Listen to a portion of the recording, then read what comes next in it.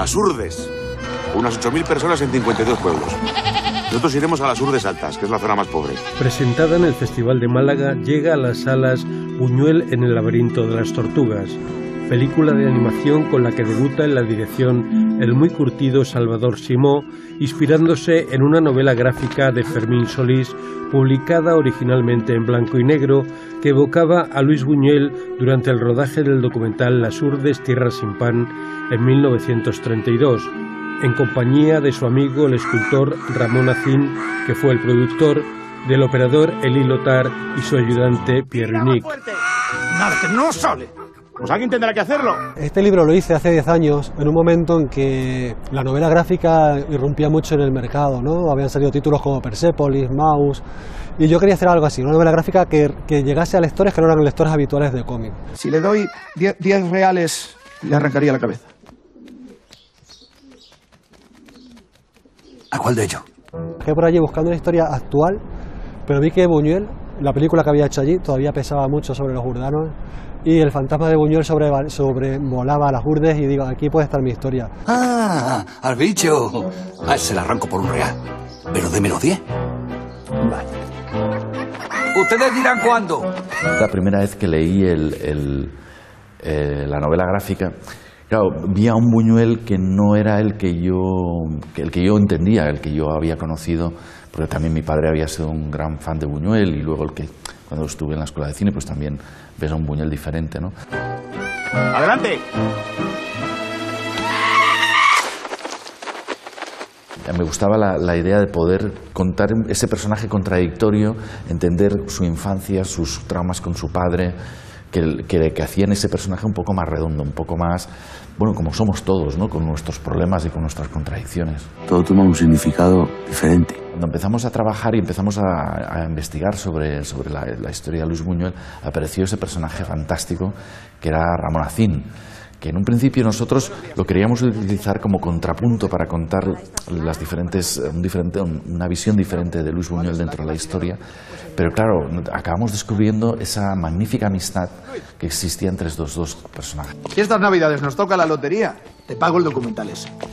Eso sí que sería surrealista. Buñuel se había dado a conocer estrepitosamente con Un perro andaluz y con La edad de oro, ambas en compañía de Dalí. No podía encontrar dinero para poder hacer Las Urdes, había tenido 2 éxitos envenenados un poco porque habían sido escándalos, nadie quería darle dinero para hacer su película. Vous avez un appel d'Espagne. Luis, soy yo, Ramón. ¡Que me ha tocado la lotería! Y Ramón cumple su palabra. Eli, sin que se note, prepara la cámara. Ven conmigo.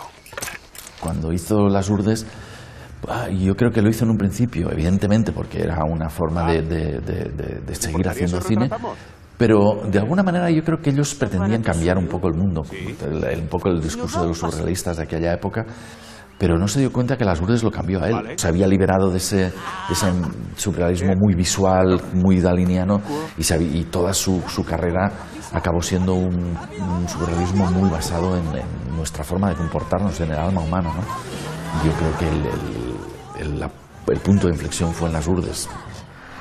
Cuando teníamos que enseñar lo que ellos estaban filmando, si hubiéramos dibujado aquello, la gente hubiera podido pensar que nos lo estábamos inventando.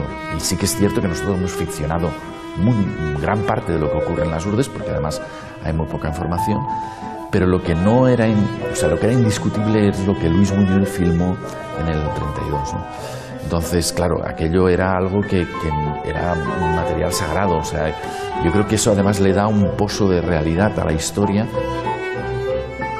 Los Olvidados es una consecuencia directa de Las Urdes, y después todas sus películas llevan un lenguaje muy parecido, ¿no? ¡Ya le ayudo, señor!